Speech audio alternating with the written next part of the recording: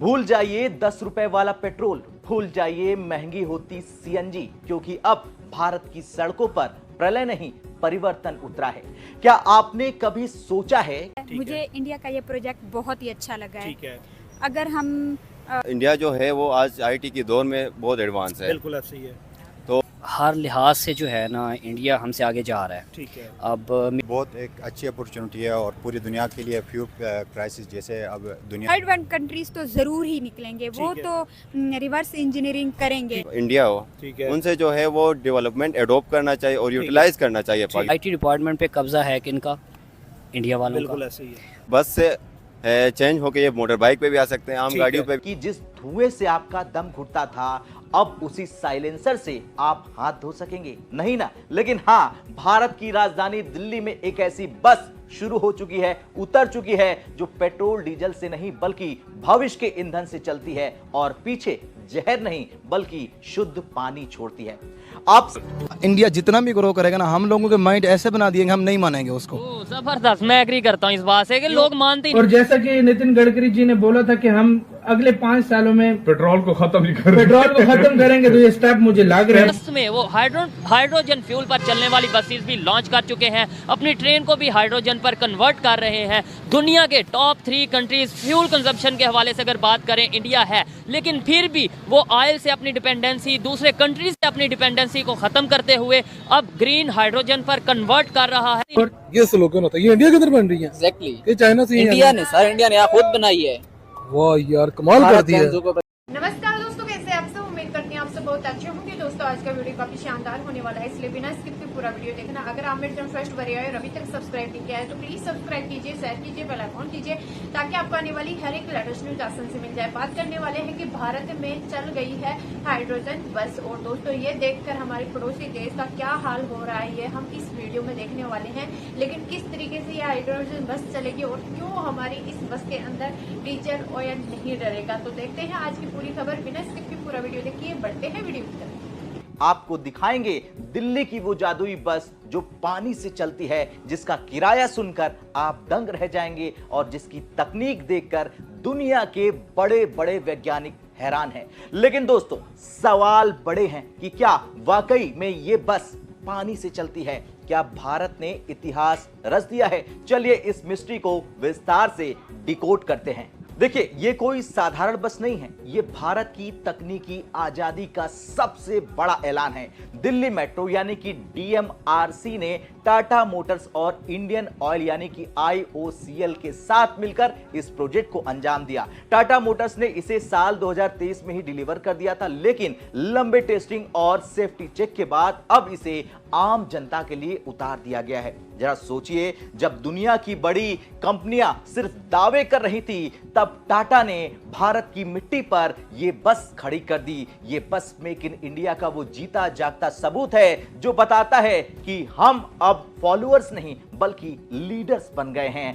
अब आप पूछेंगे दोस्तों कि पानी से चलने वाली इस बस का किराया कितना है, तो सुनिए, डीएमआरसी ने इस शटल सर्विस को फिलहाल बेहद किफायती रखा है, क्योंकि ये एक ट्रायल और शटल सर्विस है जो मेट्रो स्टेशन से कनेक्ट करती है और इसका किराया सामान्य डीटीसी एसी बसों के आसपास या उससे भी कम रखा गया है। कई रिपोर्ट्स के मुताबिक सेंट्रल विस्टा के इस छोटे रूट के लिए यात्रियों को मात्र 10 से 20 रुपए के बीच खर्च करने होंगे, यानी चाय की कीमत में भविष्य की सवारी। और इसका मुख्य उद्देश्य कमाई करना नहीं बल्कि लोगों को इस नई तकनीक से रूबरू कराना है और पर्यावरण को बचाना है। अब बात रूट की कर ली जाए, यानी ये बस कहां से कहां तक जाएगी, कहां से कहां तक घूमेगी। देखिए, अगर आप दिल्ली में हैं या दिल्ली आने वाले हैं तो नोट कर लीजिए ये रूट, क्योंकि ये बस आपको पूरी नई दिल्ली का दीदार कराएगी। दरअसल ये केंद्रीय सचिवालय यानी कि सेंट्रल सेक्रेटरीट से सेवा तीर्थ मेट्रो स्टेशन तक चलेगी। और बीच के स्टॉप्स की बात कर ली जाए तो इसका स्टॉप कर्तव्य पथ यानी राजपथ, विज्ञान भवन, निर्माण भवन, Akbar road, Baroda house, national stadium, national gallery of modern art और ऐतिहासिक इंडिया गेट है। दोस्तों ये बस क्लॉकवाइज और एंटी क्लॉकवाइज दोनों दिशाओं में चक्कर काटेगी पूरी दिल्ली में, यानी आप जहां खड़े हैं वहीं से आप इस फ्यूचरिस्टिक सफर का हिस्सा बन सकते हैं। दोस्तों बात है उस बात पर जो हर कोई जानना चाहता है कि क्या वाकई पानी डाला और बस चल पड़ी? नहीं, मामला थोड़ा वैज्ञानिक है और इसे कहते हैं PEM फ्यूल सेल तकनीक। इसमें हाइड्रोजन टैंक होता है। बस की छत पर लोहे से कई गुना मजबूत टैंक लगा होता है जिनमें हाइड्रोजन गैस भरी होती है।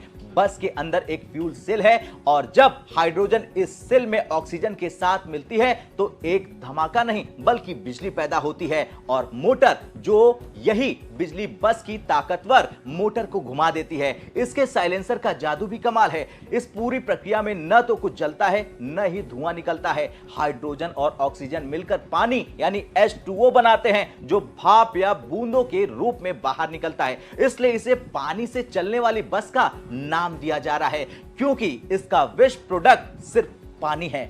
दोस्तों अब IOCL के डायरेक्टर अरविंद कुमार साहब ने इस खास बस को लेकर क्या कुछ कहा, जरा आप भी सुनिए। Today is the day of the hydrogen buses. They enjoy the ride and let us come together to save fuel. वैसे कई लोग डरते हैं कि हाइड्रोजन गैस है तो क्या ये खतरनाक है। देखिए DMRC और टाटा ने इसे किले जैसे सुरक्षित बनाया है। इसके टैंक इतने मजबूत है कि बड़े हादसे में ये नहीं फटेंगे। अगर एक बूंद गैस भी लीक हुई तो बस के सेंसर्स तुरंत इंजन बंद कर देंगे। इसमें ABS से भी एडवांस ब्रेकिंग सिस्टम दिया गया है। ये CCTV और GPS से लैस है, यानी बस का एक एक मूवमेंट कंट्रोल रूम से ट्रैक किया जाएगा। आज तक हम कहते थे कि CNG बेस्ट है, लेकिन हाइड्रोजन के सामने CNG भी फेल है क्योंकि CNG 80% कम प्रदूषण करती है लेकिन हाइड्रोजन 0% प्रदूषण करता है।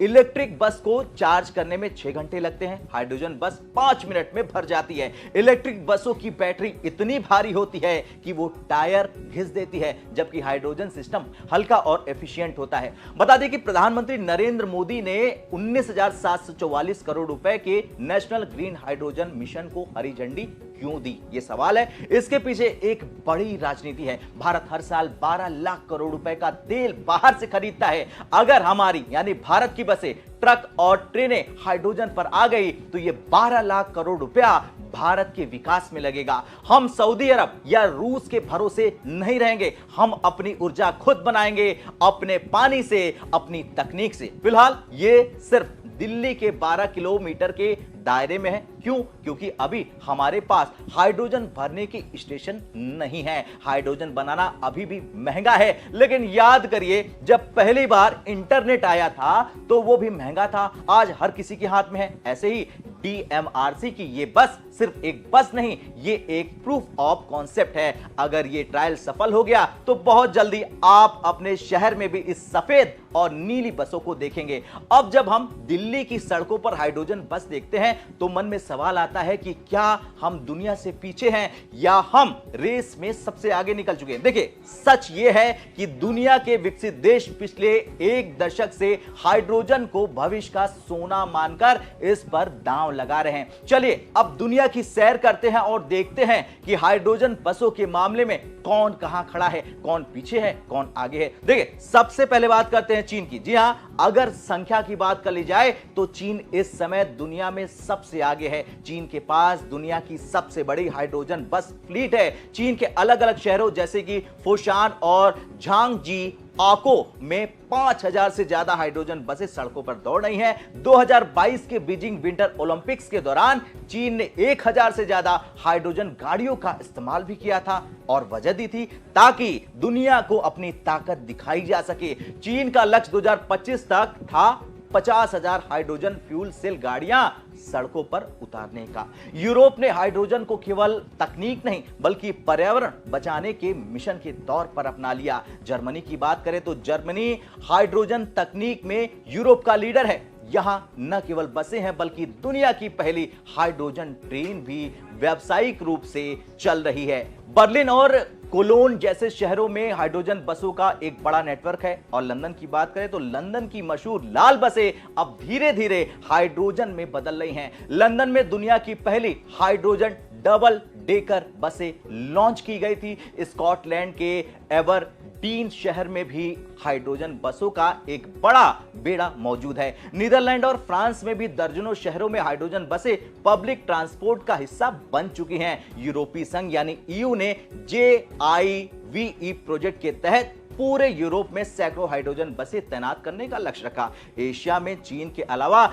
जापान और दक्षिण कोरिया हाइड्रोजन इकोनॉमी के सबसे बड़े पैरोकार हैं। जापान की दिग्गज कंपनी टोयोटा ने सोरा यानी नाम से हाइड्रोजन बसें बनाई। 2020 टोक्यो ओलंपिक्स के दौरान इनका बड़े पैमाने पर प्रदर्शन किया गया। जापान का विजन साफ है, हाइड्रोजन सोसाइटी बनाने का, जहां घर से लेकर फैक्ट्री तक सब कुछ हाइड्रोजन से चलेंगे। अब अमेरिका में हालांकि इलेक्ट्रॉनिक कारों का दबदबा ज्यादा है, लेकिन हाइड्रोजन बसों के मामले में कैलिफोर्निया राज्य दुनिया में मिसाल पेश कर रहा है। यहां सनलाइट ट्रांजिट एजेंसी और सो गाइस, आपको मेरे रिएक्शन वीडियो कैसा लगा? अगर अच्छा लगा है तो प्लीज सब्सक्राइब कीजिए, शेयर कीजिए, बेल आइकन कीजिए ताकि आपको आने वाली हर एक लेटेस्ट न्यूज आसान से मिल जाए। उम्मीद करती हूँ आप लोगों को मेरा वीडियो पसंद आया होगा। पसंद आया तो ज्यादा से ज्यादा शेयर कीजिए, लाइक कीजिए, सब्सक्राइब कीजिए। अपनी राय कमेंट बॉक्स में जरूर बताना। दोस्तों, जैसा कि आप लोग जानते होंगे कि पहले भारत में